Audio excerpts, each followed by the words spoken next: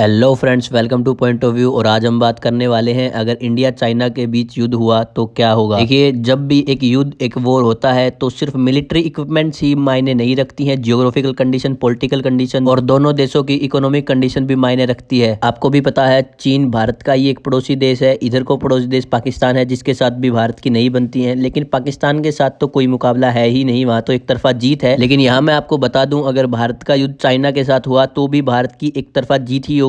अगर आप में से कोई ये सोच रहा है कि ये भारतीय है इसलिए ऐसा कह रहा है क्योंकि 1962 में भारत चाइना से हारा था, तो उसका एक मेन रीजन था कि भारत क्यों हारा था। वहाँ पे एयरफोर्स का यूज नहीं हुआ था, उसको मैं बाद में डिटेल में बताऊंगा। लेकिन पहले हम लोग चाइना के साथ जियोग्राफिकल कंडीशंस को कंपेयर कर लेते हैं। देखिए, अगर आप मैप में देखेंगे तो आपको नेपाल और भूटान दो देश देखने को मिलेंगे जो चाइना और भारत के बीच आते हैं। ये दोनों देश भारत के लिए एज अ बफर जोन काम करेंगे। बफर जोन मतलब कि चाइना हम पर डायरेक्टली हमला नहीं कर सकता है, लेकिन भारत इस बफर जोन का यूज करके चाइना पर हमला कर सकता है। क्योंकि हमारी एक ऑर्गेनाइजेशन है जिसका नाम है BRO, बॉर्डर रोड ऑर्गेनाइजेशन, जिसका काम है बाउंड्रीज पर इंफ्रास्ट्रक्चर डेवलपमेंट करना। और उन्हें भूटान और नेपाल में बहुत सारा डेवलपमेंट कर रखा है। कर तो चाइना ने भी रखा है, लेकिन चाइना ने अपनी बाउंड्री की तरफ कर रखा है और BRO ने लगभग आधा नेपाल और लगभग पूरा ही भूटान कवर कर रखा है। तो ये भी भारत के लिए एक पॉजिटिव पॉइंट बन जाता है कि हमको दो बफर जोन भी मिल चुके हैं। इसके बाद हम बात करते हैं उत्तराखंड और हिमाचल प्रदेश और अरुणाचल प्रदेश के बारे में,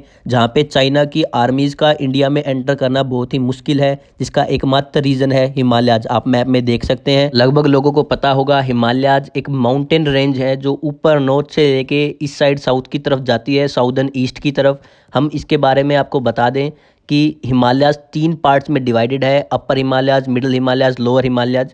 यानी कि हिमाद्री, मिडिल हिमालयाज और शिवालिक। जो शिवालिक्स है यानी कि जो लेसर हिमालयाज है वो भारत की साइड है, मिडिल हिमालयाज बीच में है और अपर हिमालयाज जो है जो वो चाइना की तरफ है। अपर हिमालयाज की हाइट बहुत ज़्यादा है, मिडिल हिमालयाज की थोड़ी कम है और लेसर हिमालयाज की और भी कम है। देखो, शिवालिक्स को क्रॉस करना सबसे आसान है, उसके बाद मिडिल हिमालयाज को क्रॉस करना, उसके बाद हायर हिमालयाज पे पहुंचना। भारत की आर्मी के पास एक टाइप से देखें तो सीढ़ी है जो कि स्टेप बाय स्टेप ऊंची हो रही है, लेकिन चाइना की साइड से देखेंगे तो एकमात्र है जो कि हाईएस्ट है और उसके ऊपर चढ़ने में आर्मी, खासकर चाइनीज आर्मी, तो हथियार डाल ही देगी। देखो, एक बात तो क्लियर है कि हिमालयाज को क्रॉस करके चाइना का भारत पे हमला तो इम्पॉसिबल है। अगर आप में से कोई ये सोच रहा है कि चाइना के पास एयरफोर्स भी है, वो एयरफोर्स के जेट भेज के अपने ट्रूप्स को यहाँ पे डिप्लॉय कर सकता है, तो ऐसा भी नहीं हो सकता है। क्योंकि देखो, मैं समझाता हूँ, दुनिया का सबसे बड़ा डिफेंस ट्रांसपोर्ट एयरक्राफ्ट है C-17 ग्लोब मास्टर, और वो भी एक बार में सिर्फ 120 ट्रूप्स को ही उनके हथियारों के साथ डिप्लॉय कर सकता है।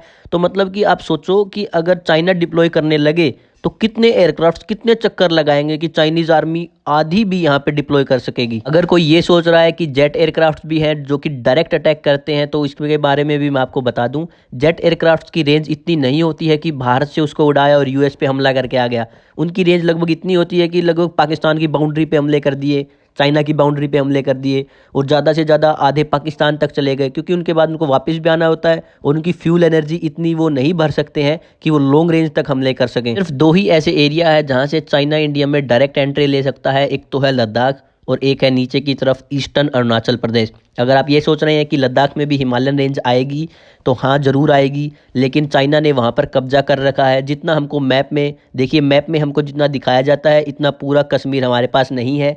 ईस्टर्न वाला कश्मीर जो है वो चाइना ने कब्जा कर रखा है 1962 में जब वॉर हुई थी तब, और वेस्टर्न वाला कश्मीर पाकिस्तान ने ऑक्यूपाई कर रखा है। वो तभी कर लिया था जब 1947 में इंडिया पाकिस्तान का पार्टीशन हुआ था। एक्चुअली में हमारे पास कश्मीर सिर्फ बीच बीच का है, उस साइड में जहाँ पे पाकिस्तान ने कब्जा कर रखा है उस इमेजनरी लाइन को हम बोलते हैं लाइन ऑफ कंट्रोल, और जो कश्मीर पाकिस्तान ने कब्जा कर रखा है उसको बोलते हैं POK, पाकिस्तान ऑक्यूपाइड कश्मीर। इस साइड में जो चाइना वाली लाइन है उसको बोलते हैं LAC, line of actual control. जो हमारी ढाल थी माउंटेनियस रीजन, उस पर चाइना ने लद्दाख में कब्जा कर रखा है और वहाँ पे मिलिट्री इक्विपमेंट की अवेलेबिलिटी को भी बढ़ा रखा है, यानी कि मिलिट्री इक्विपमेंट आराम से जा सकते हैं। हाई एल्टीट्यूड एयरबेस बना रखे हैं जहाँ पर एयरक्राफ्ट उतर सकते हैं, अटैक कर सकते हैं, लद्दाख तक अटैक कर सकते हैं। लेकिन इंडिया भी पीछे नहीं है, इंडिया ने भी बहुत सारे एयरबेसिस बना लिए हैं। BRO ने इंफ्रास्ट्रक्चर डेवलपमेंट बहुत सारी कर दी है और चाइना को टक्कर देने के लिए इंडियन आर्मी लद्दाख में तैयार बैठी है। इसका एक छोटा सा एग्जांपल तो यही है कि जो सियाचिन ग्लेशियर है जो काराकोरम रेंज के ऊपर पड़ता है, उसके ऊपर BSNL के साथ मिलकर BRO ने इंडियन आर्मी के साथ वहाँ पे टावर फिक्स कर दिए हैं जहाँ से कम्युनिकेशन आराम से किया जा सकता है। देखो, हमने आर्मी की बात कर ली, एयरफोर्स की बात कर ली, अब नेवी की बात कर लेते हैं। जब भी दो देशों में लड़ाई होती है तो सबसे मेन रोल जो ट्रूप्स को डिप्लॉय करने का आता है वो नेवी का होता है, क्योंकि नेवी सबसे ज़्यादा ट्रूप्स को डिप्लॉय कर पाती है। लेकिन यहाँ पे अगर हम देखें इंडिया और चाइना के बीच में, तो डायरेक्टली इंडिया और चाइना के बीच एक वाटरवे एग्जिस्ट ही नहीं कर पा रहा है, क्योंकि चाइना के पास जो ईस्टर्न चाइना सी है जिसके ऊपर चाइना पूरा कब्जा अपना बताता है, एक इमेजनरी लाइन खींच रखी है 9 डैश लाइन, और चाइना कहता है कि ये सारा एरिया मेरा है, वो खुद क्लेम करता है। ये 9 डैश लाइन वियतनामी सी और जापानीज सी को भी कवर कर रहा है, और इससे दोनों देश बहुत परेशान है। अगर चाइना के वॉरशिप वहां से आएंगे तो उनको इंडोनेशिया को और इन सारे देशों को फेस करना पड़ेगा, तब जाके वो इंडिया तक अपने वॉरशिप लेके आ पाएंगे, जो कि उनके लिए बहुत मुश्किल साबित होगा। और तो और इंडिया एक पॉलिसी फॉलो करती है नेकलेस ऑफ डायमंड्स। इसके अंडर इंडिया दूसरे देशों में नेवल बेसिस बना रही है, एयरफोर्स बेसिस भी बना रही है, ताकि इंडिया पे हमला ना किया जा सके। इंडिया ने ईस्ट और वेस्ट दोनों साइड में बहुत सारे इंफ्रास्ट्रक्चर डेवलपमेंट कर रखे हैं, यानी कि इस मामले पे भी भारत के ऊपर कोई आंच नहीं आने वाली है। इंडिया आराम से वहां से अटैक कर सकता है, क्योंकि इंडिया ने वहां पे बेसिस बना रखे हैं। हालांकि इसी तरह की एक चाइना भी पॉलिसी फॉलो करता है जिसका नाम है स्ट्रिंग ऑफ पर्ल्स पॉलिसी, लेकिन वो भारत को इस मामले में नहीं कर पाएगी, क्योंकि चाइना के नीचे हम्बन टोटा पोर्ट जो है वो चाइना ने ले रखा है इस पॉलिसी के अंडर, लेकिन वो नीचे की साइड है। उससे पहले उसको भारत के बेसिस को काउंटर करना पड़ेगा, जो श्रीलंका में ही है और वो भारत की साइड है। अब अगर हम पॉलिटिकल डिफरेंसेस के बारे में देखें तो भारत के अंदर डेमोक्रेसी एग्जिस्ट करती है, और हाल फिलहाल बीजेपी की गवर्नमेंट है। एक डेमोक्रेटिक पार्टी जब भी कोई फैसला लेती है तो वो बहुत सारी कमेटी बैठाई जाती है, बहुत सारे उसके ऊपर विचार होता है, पार्लियामेंट में डिस्कशन होता है, अपोजिशन अपने बयान देती है, तब जाके एक डेमोक्रेटिक गवर्नमेंट कोई भी एक फैसला उठाती है। और एक डेमोक्रेटिक गवर्नमेंट मतलब बहुत सारी नेशनल पार्टी, यानी कि हम मल्टी पार्टी सिस्टम कह सकते हैं, क्योंकि मल्टी पार्टी सिस्टम मतलब नेशनल लेवल पे हमारे पास बहुत सारी पॉलिटिकल पार्टी है जो कि पावर में आने के लिए इलेक्शंस लड़ती हैं। लेकिन चाइना में यूनी पार्टी सिस्टम है, अगर आपको इलेक्शन लड़ना है तो आपको उसी पार्टी का एक हिस्सा बन के लड़ना होगा, और सिंपल सी बात है वो ही जीतेगा जिनके पास पार्टी के लोगों का सपोर्ट होगा। यानी कि आप समझ सकते हैं वहाँ के डिसीजन का लेवल क्या हो सकता है। डेमोक्रेटिक कंट्रीज में लोग आर्मी की बहुत ज़्यादा रिस्पेक्ट करते हैं और बहुत ज़्यादा मात्रा में अपनी इच्छा से ही आर्मी को ज्वाइन करते हैं,